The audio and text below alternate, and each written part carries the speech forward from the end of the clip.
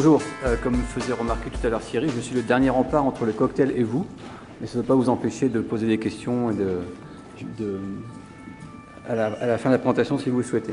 Alors je vais vous présenter en fait la démarche qui a été mise en œuvre dans le domaine des sociétés autoroutes. Je suis Laurent Bossard, je suis le directeur adjoint des systèmes opérationnels et RSSI de Cofiroute.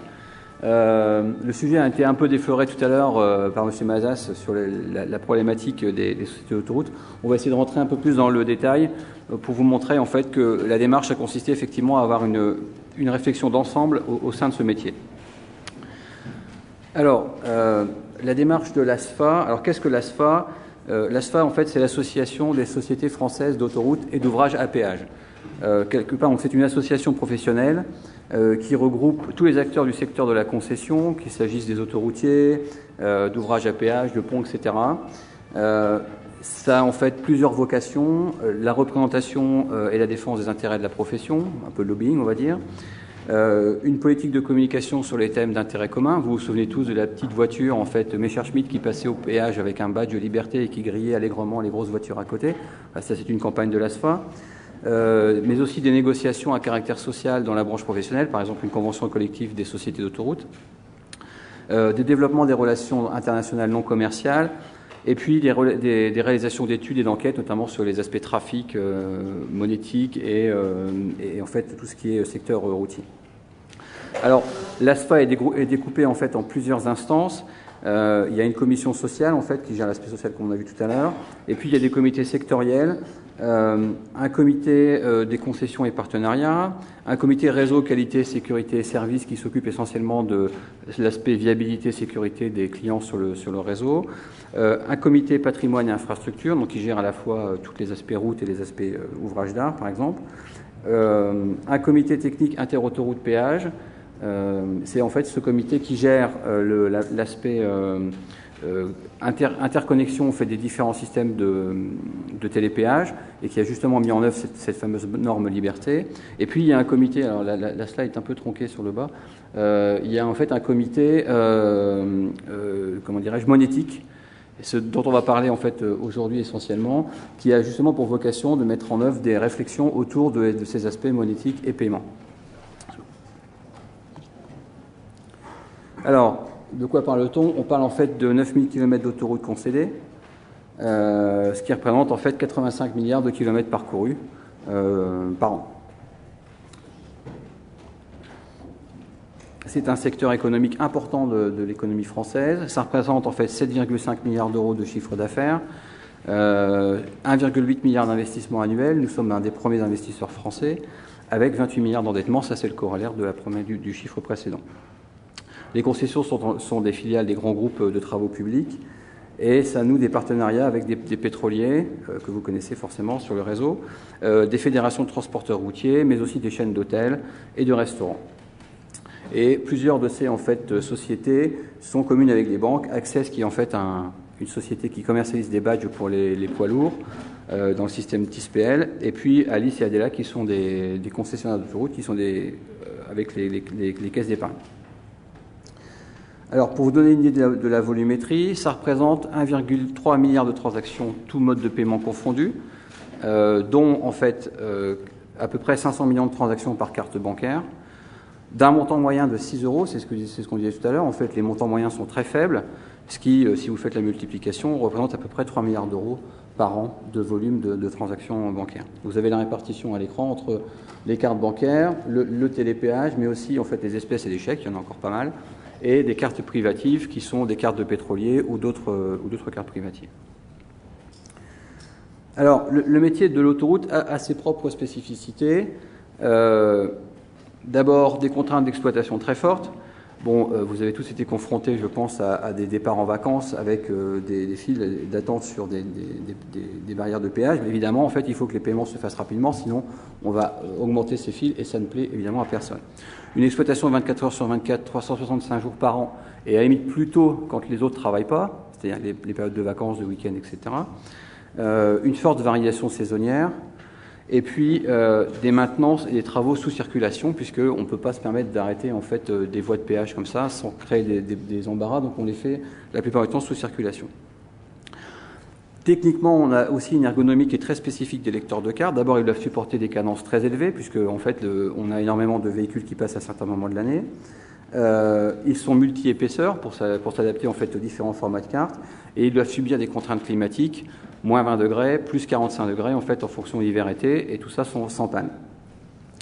On a chaque société concessionnaire d'autoroute, alors SCA, oui, excusez-moi, c'est du jargon, ça veut dire société concessionnaire d'autoroute, a sa propre chaîne de traitement, mais nos réseaux sont maillés. Vous pouvez en fait aujourd'hui sortir du tunnel du Mont-Blanc, enfin plutôt rentrer sur le réseau à partir du tunnel du Mont-Blanc et sortir en fait à Bordeaux, et vous ne rencontrez qu'une seule barrière de péage. Donc la transaction que vous payez à Bordeaux, on doit se la refacturer entre nous pour que chaque société circulée puisse avoir une petite partie de la recette. Donc on est forcément obligé de s'échanger un certain nombre d'informations. On a un parc matériel de plus de 4000 lecteurs. Alors ça peut paraître beaucoup, mais finalement ce n'est pas si énorme que ça, ce qui peut poser des problèmes en termes de négociation avec les fabricants quand on veut mettre en place des normes un peu spécifiques. On n'a pas forcément toujours de l'écoute de la part des fabricants.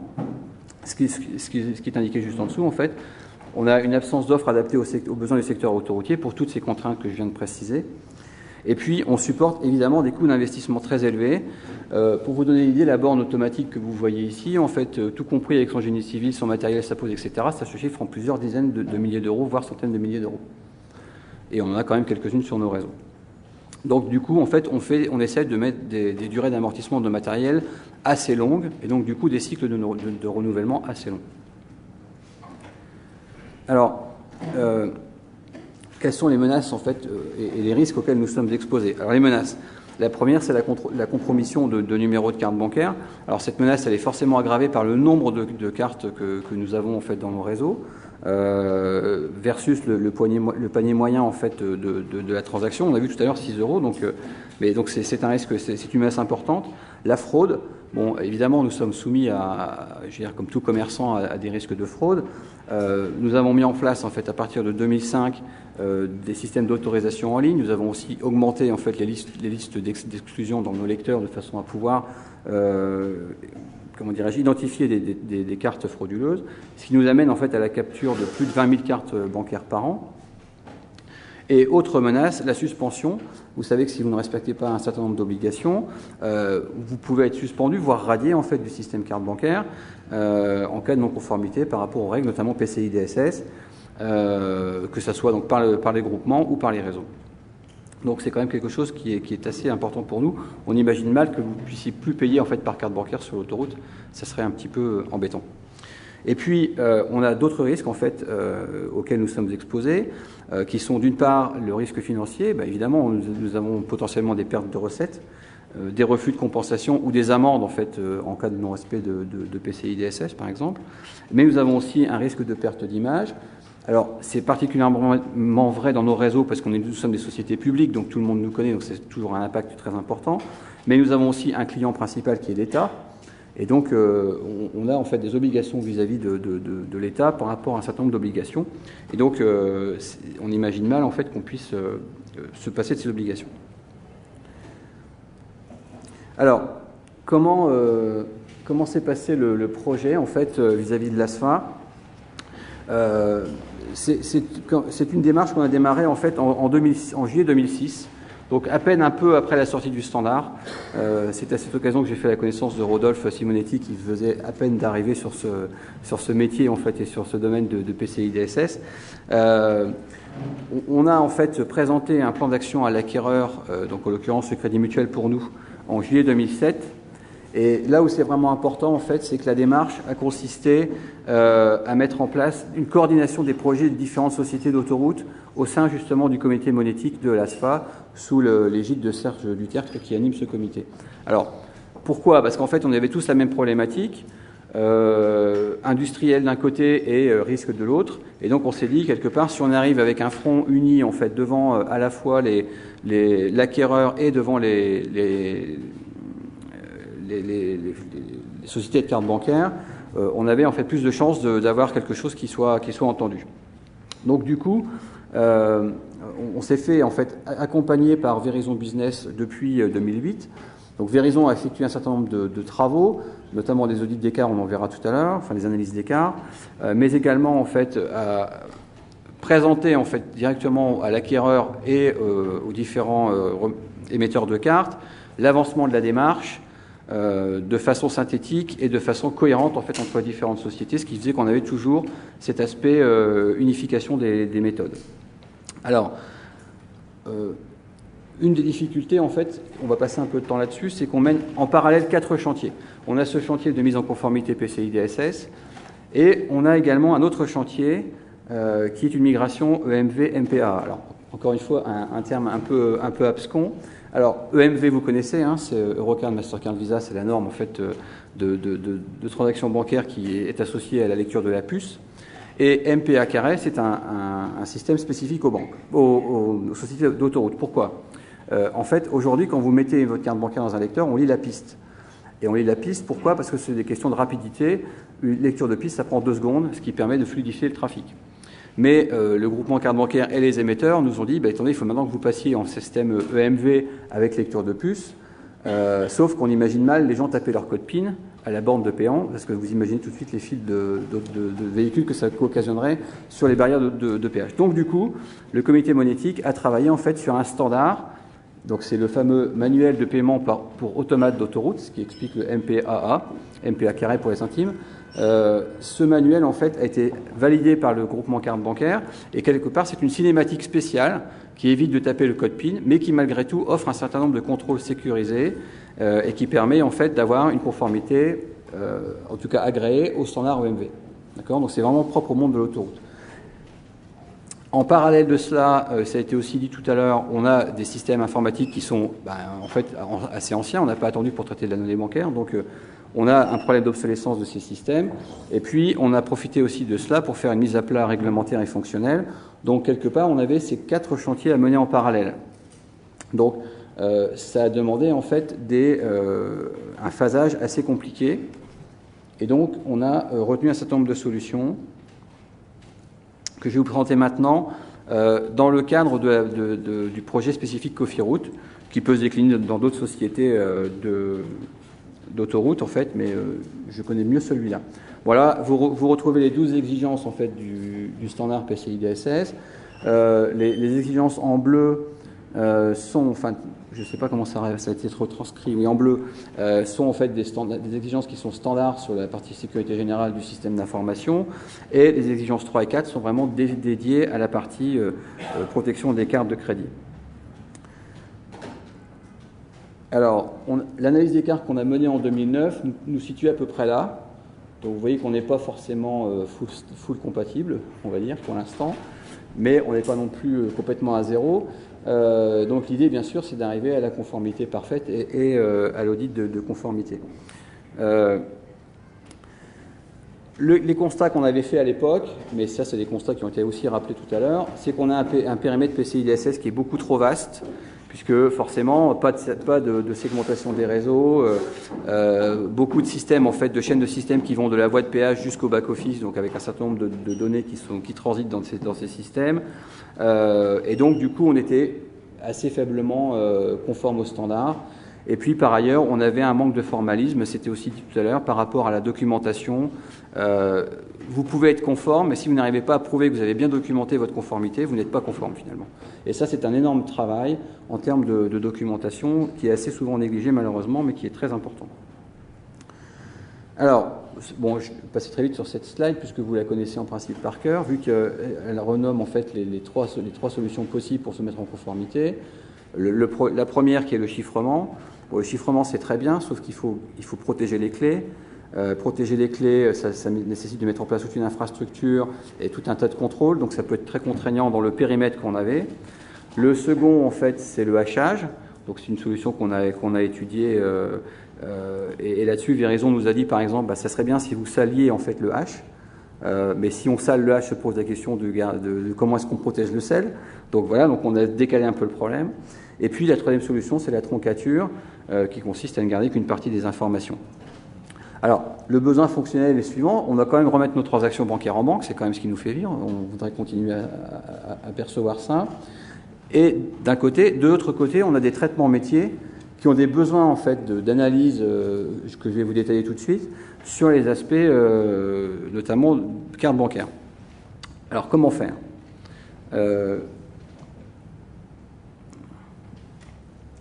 La solution qui a été retenue, en fait, c'est de mettre un silo en place, PCI DSS, qui ne contient, en fait, ce silo est sécurisé, hein, vous voyez qu'il y a en fait un double coffre-fort qui permet de conserver la donnée bancaire de façon complètement protégée. Je ne sais pas si j'ai un curseur.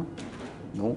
Donc, sur la partie gauche, vous avez en fait tout en bas un lecteur de cartes avec son contrôleur monétique qui est en fait dans un environnement protégé, qui en fait dialogue avec un serveur monétique de façon sécurisée via un protocole sécurisé, qui lui-même en fait va se charger de dialoguer avec la banque et de remettre la transaction dans un format CB2A.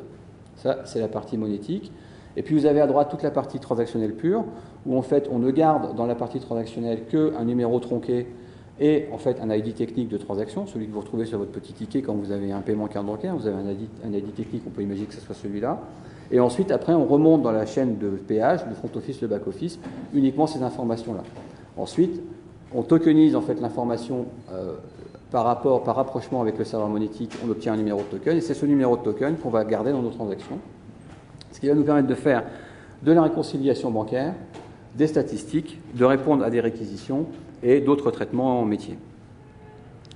Alors, de quel traitement parle-t-on? En fait, on doit... et ça, c'est vraiment des problématiques métiers qui se trouvent dans le monde de l'auto, mais qui se trouvent aussi ailleurs. Hein. Réaliser un certain nombre de traitements. L'État, par exemple, nous demande un certain nombre de statistiques sur les circulations de véhicules, etc. Donc, on peut se servir du code BIN parce que ça nous donne un certain nombre d'informations pour faire ce type de statistiques. On a en fait une notion d'identifiant de porteur parce qu'on doit lutter contre la fraude. Par exemple, mais aussi sous réquisition des gendarmeries, par exemple, on nous donne un PAN en clair et on dit, bah voilà, ce PAN-là, cette carte, où a-t-elle circulé et quand? Donc dans ce cas-là, on fait appel en fait de façon sécurisée au serveur monétique qui nous fournit le token et grâce au token, on peut remonter dans les transactions et identifier quels sont tous les passages de cette carte.